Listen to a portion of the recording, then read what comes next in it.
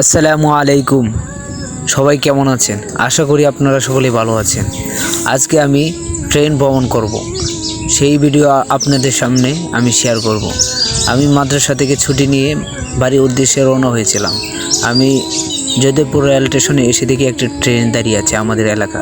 তখন আমি ট্রেনের ভিতরে ভিড় দেখে ট্রেনের ছাদে ওঠার জন্য চেষ্টা করলাম। আমি উঠেও গেলাম। তখন রাস্তাঘাটে বিভিন্ন মানুষ আমাদের দিকে তাকিয়েছিল। তখন আমি ভিডিওটা আপনাদের সামনে দেখাচ্ছি, দেখেন চারদিকে মানুষ। আমি এখন ট্রেনের ছাদের উপরে, আমার সাথে আরও কিছু লোক, সবাই একসাথে মজা করতেছিলাম। তখন এক পীর বাবা এসেছিল। তখন আমার চেহারাটা আপনাদেরকে দেখাচ্ছি, দেখেন আমার চেহারা বেশি ভালো না, তো আপনাদেরকে শেয়ার করতেছি। আমার সাথে আরও কয়েকজন ছিল, তারা বারবার ক্যামেরার দিকে তাকাচ্ছিল, কিন্তু আমি পাত্তা দিই নাই।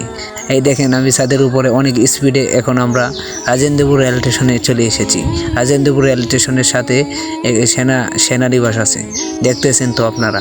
এই যে একজন ভাই তিনি ক্লান্ত হয়ে শুয়ে আছেন, প্রচুর গরমের কারণে আমরা এভাবে একজন একটু পরে পরে শুয়েছিল।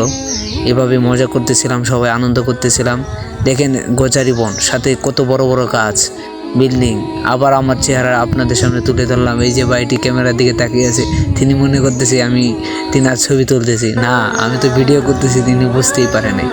আজকের ভিডিও এই পর্যন্ত। সকলেই ভালো থাকবেন, আমার জন্য দোয়া করবেন। আমি মাদ্রাসায় লেখাপড়া করি। আসসালামু আলাইকুম।